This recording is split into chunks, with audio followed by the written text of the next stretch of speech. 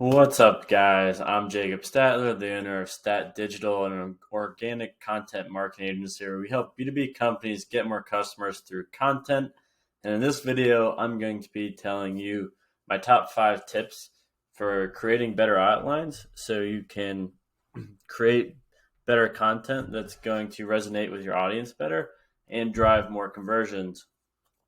And if you'd like to get my pre-outline process, with the SOP that my agency uses, you can go to the description down below, click on that link, and you can get access to that. Anyways, we'll jump right into it. I'll try to be as concise as possible with my first YouTube video, so we'll see how it goes.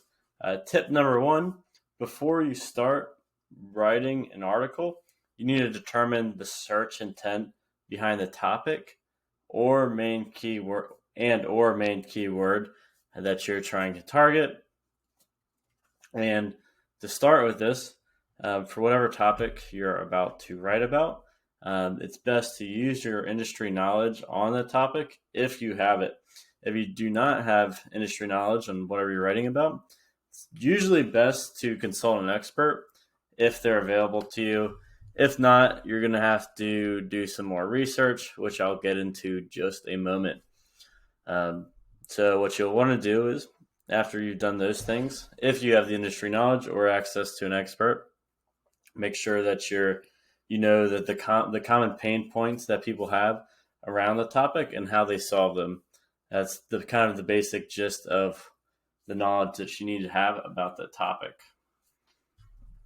But after you've done that, you're going to want to have a main keyword that you're going to be targeting for the article, a list of related keywords, and kind of a target word count to give you a rule of thumb of how long and detailed the article is going to be. But to start, you're going to have to analyze the SERPs using the keywords that you have, which will also help you get the target word count. So what I want you to do is, before you start writing the article, take the main keyword that you're planning on targeting, go to Google, search it in, and I will do that with you for right now. We'll just search up sales automation. All right, so the first thing you're going to want to do is look in Google suggestions to see what people are searching about a topic, and you have to use your best judgment to find out what's relevant and what's not to include in your article. The first thing you'll want to do is just hit space after your main keyword. See the different types of topics that are related to your main topic that people are searching about. Like if you're creating an article targeting the keyword sales automation, it's probably a good idea to talk about sales automation software, for example, but it might not be so relevant to just talk about HubSpot or ActiveCampaign specifically. But things like software tools, maybe even market size might all be important things to include in your sales automation articles. Other ways you can use Google Suggestions is by, in front of the keyword, type in common openers to open questions like what, how, when, and see the type of suggestions that come up here. And these will often give you insights to different types of search intent that you're going to want to answer inside that article, because you need to make sure your article is as relevant as possible. So, for example, what is sales automation? Probably a great heading for your article. What is sales automation software? Another great heading. What is sales automation in CRM? What is the purpose of sales automation? And some of these things might not be main headings, but they are things that you might want to answer in the article to answer as much search intent as possible, or just making sure that you're satisfying what people are actually searching for. Other than that, you can scroll on down to the people also asked section, which is another place, good place to find out the search intent for what people are searching for the topic. Look at these questions. Some of these might not be that relevant, and some of them might. Like, for example, how do you automate a sales job? Writing an article about sales automation might not exactly be that relevant to the angle that you're looking for. But what is sales automation might be, or why is sales automation important? Probably a good heading. And then other than that, you're going to want to look at the titles for these top ranking articles. You'll see that the number one is a ultimate guide. The next one is another guide about what is sales automation. Here's one that's answering an article from Salesforce. Do you really need sales automation? Best sales automation tools. Sales automation tools. What is sales automation software?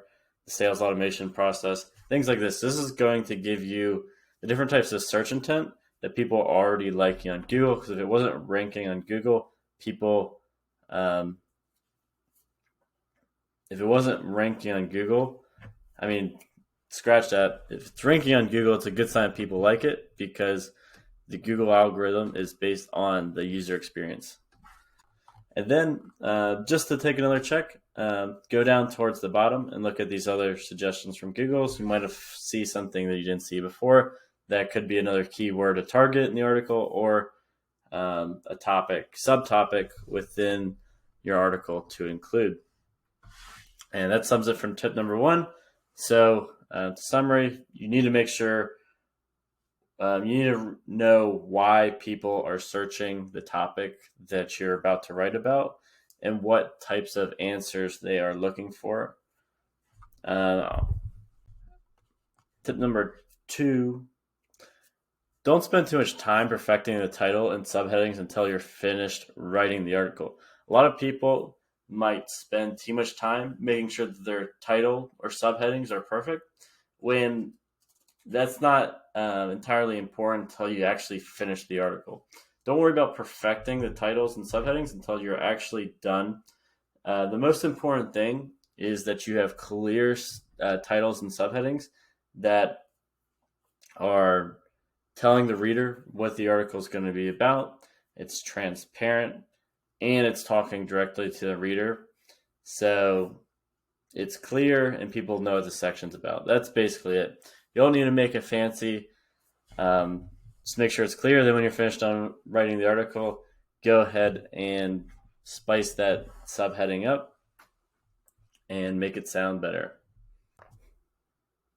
All right, tip number three is you have to put yourself in the reader's mind because you don't want to underestimate the knowledge of the reader or overestimate. And you have to understand their pain points and what they're looking for, which kind of goes hand in hand with search intent, but it goes a little more in depth with your audience that you're trying to target.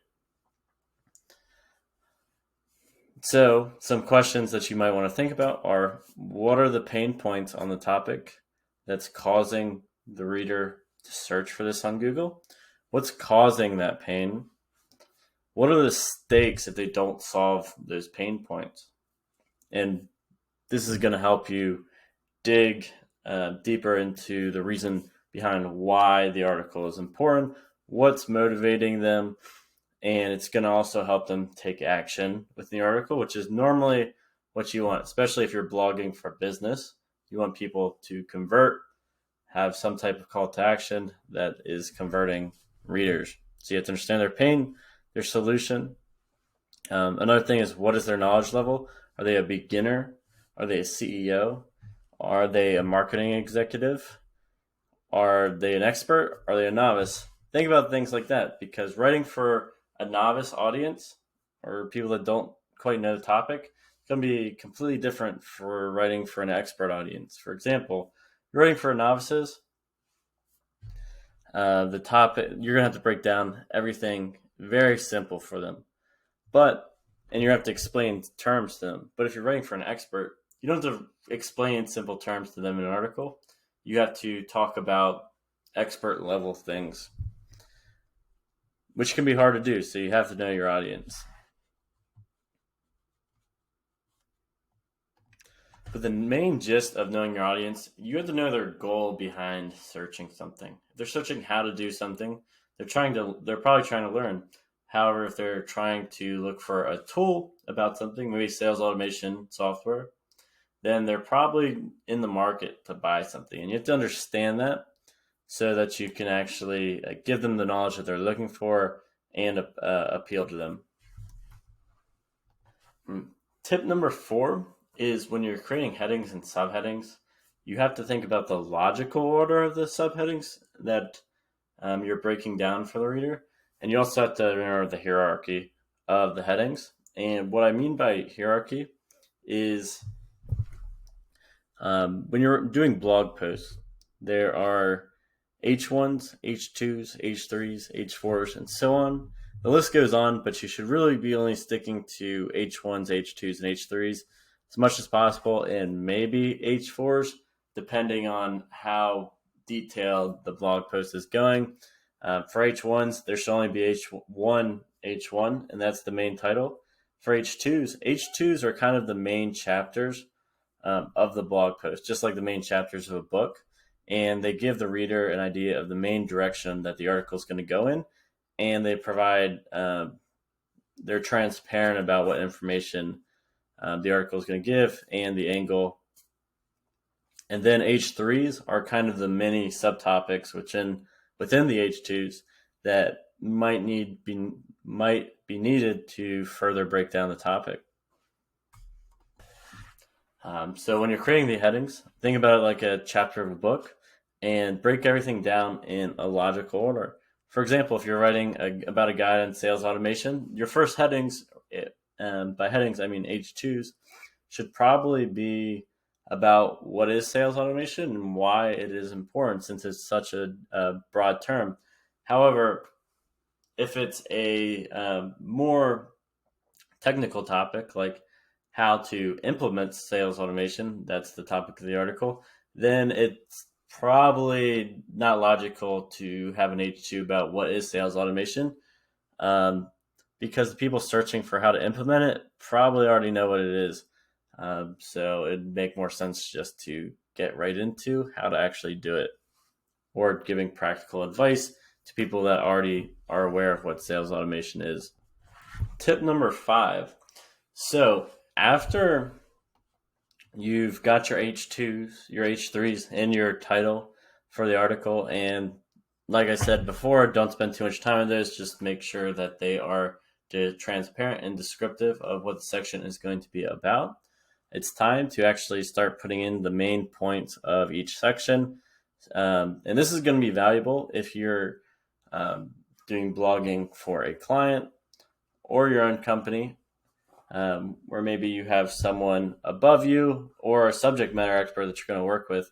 You want to make sure that you're clearly communicating to them what the section is going to be about, because if not, this could cause a problem where you could have a writer or yourself, you might write an article, turn it into whoever's in charge, could be a manager, a client, subject matter expert, and then they read it and they find out that the article didn't go in the right direction, or it was just wrong about certain things that or whatever about the industry that the writer didn't know about, which could have been caught if the writer clearly communicated what each section was going to specifically say.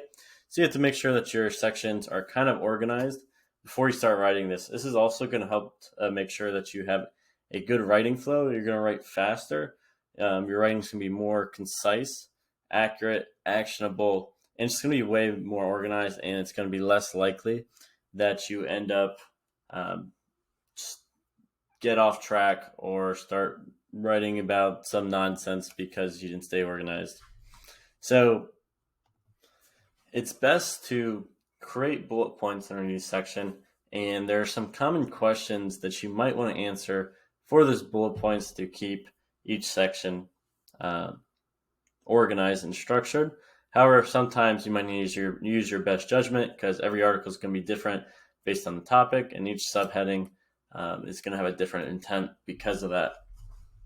However, there are some common questions, and for me, those usually are when you're writing the main points of a section. You're going to want to have the kind of the main statement, which should be the first bullet point, which might be a claim, a piece of advice, or just the overall point of this section. What is the point of the article, this section trying? What is the point that's trying to get across?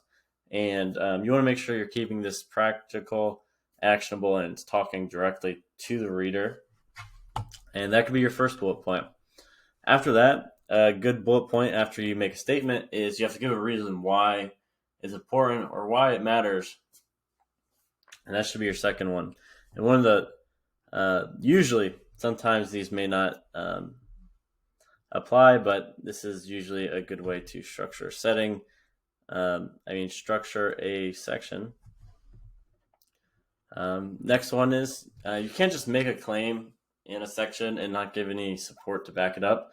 So normally a good other bullet point to get in a section is to have some type of statistic or example, case study, and if it's a statistic, add the statistic and link to the source. Make sure it's a reputable source, so that you're not just linking to any old bozo on the internet. And then other good examples, like I said, case studies. It could be an image if you're telling people how to do something, an example, real life example, a GIF, a video, a real story. Or if it's kind of hard to come up with any of those things, you could come up with a hypothetical story that you make up. It could be like how person A did this to person B, which resulted in C. Something like that. It depends on the topic, but you can also use those to break down a topic for the reader, help them understand things, and just make more logical sense, which is going to help the flow of the article and each section to make sure each section is actually being valuable, which is the most important thing. So last point, make sure that you're summarizing the main point of the section and giving some type of final takeaway of advice. But don't be redundant, because you don't want to do that. Redundancy is often just fluff and doesn't provide any value. And then other things, if you're trying to show people how to do something, make sure that you're giving the steps of breaking down the steps of actually how to do that thing. And then final rule, make sure you're not giving a claim without giving no support, because then your statements are just going to be kind of built on a house of cards and not going to be strong at all. And people probably won't take you seriously either that are reading it. And anyways, those are my 5 tips. Let me know what you thought. If you found those valuable, I would love it if you hit like on this video or subscribed. If you gained value from this, let me know. And if you have any questions, feel free to drop a comment below and I will answer them. Also, if you are a B2B business, B2B company, or working in a B2B SaaS company or agency, and you need help with your blog getting results, feel free to reach out through my contact form below, and I would be happy to get in contact with you. But anyways, appreciate the view, guys, and take care. Bye-bye.